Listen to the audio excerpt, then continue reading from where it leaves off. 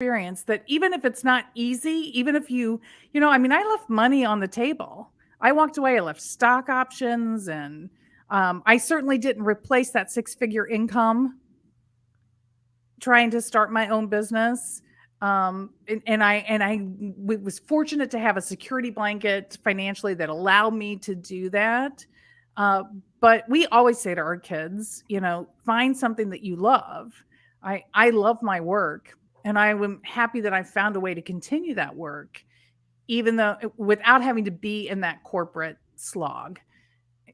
Finding a different way to connect with people and create value together. I love collaborating with others. So working inside of a company in many ways makes a lot of sense for me. But it's this boundary of I actually think in if if this were happening more currently, there would be more options than I felt like I had at that time. Uh, there was not flexibility at all in the workplace, for example. You couldn't say, "Oh, can I, work different hours or do different things?" I mean, everybody, it wasn't even a 40-hour work week. It was you work until the work gets done and you have 60, 70 hours worth of work to do. Yeah.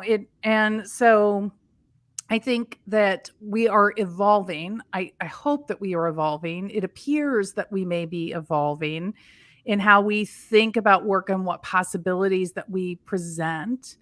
And I hope that for my daughters that they will have other options, but it really didn't feel like I had to be all in or all out. Like there was no place for anything in between. Definitely makes sense. I appreciate you bringing up the six figures, going from one into entrepreneurship. I think one of the biggest frustrations that I have right now as an entrepreneur is all of these ads that I'm constantly getting with males and females telling me that with this one thing, I will be able to reach six or seven figures. And it's very frustrating that I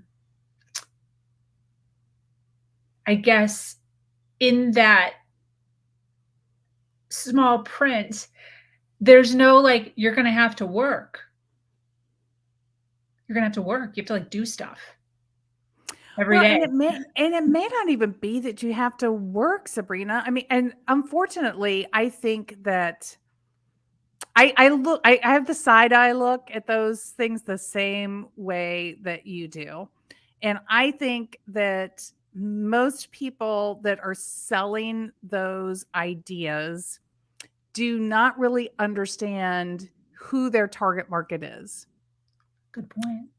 I don't think they really know how to qualify you to understand whether they can replicate that issue in your business or not. It's if you and please, all my marketing friends and clients don't get mad at me, but if you do SEO, and somebody says, "I can help you turn that into a 6 or a 7 figure," you have a product to sell. It is a service, but it's also something people are like, "Oh, you can help me get better Google ranking. I'm interested in that," right? There's kind of a product to that.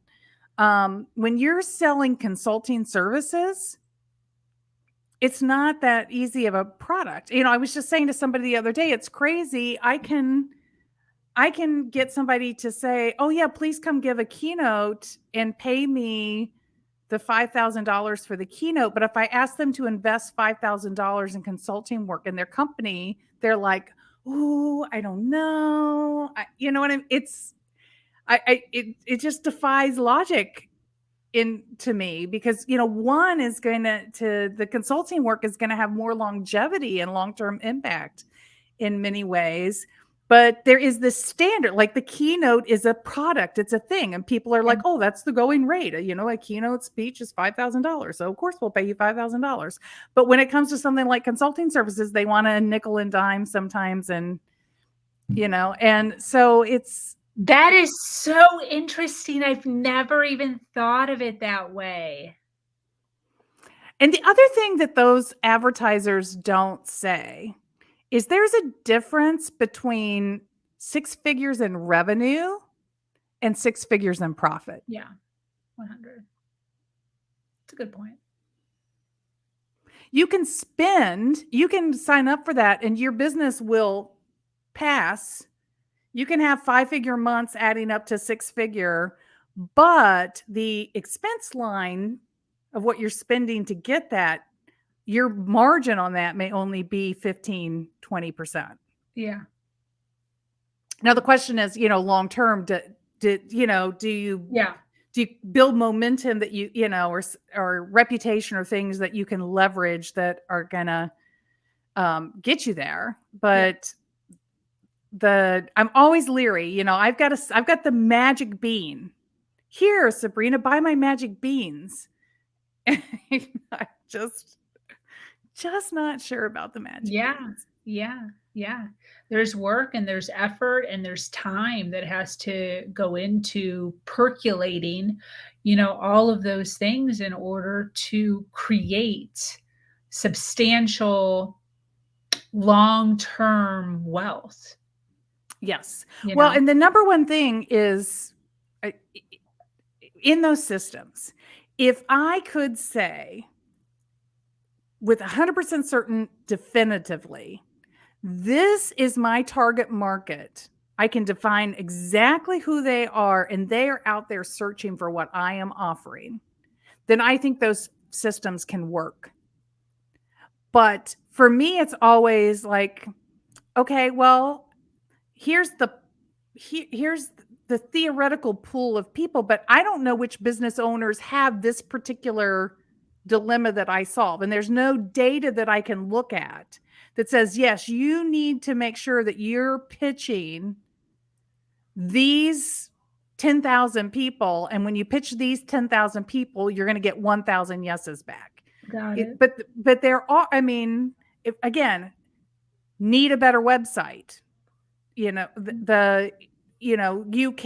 People might Google search and you can find that. It's really hard for the consulting work that I do to find like what are the Google words that people are searching for. And then the ones that you can find are so expensive, they're so saturated. So I think it really depends the space that you're in. But I think Yeah. I think the clearer and cleaner you can target in on exactly who. Here I'm doing my business consulting now. That just makes a world of difference in how quickly you can move and grow your business. Getting to where you are now, as far as, first of all, do you have entrepreneurship in your family?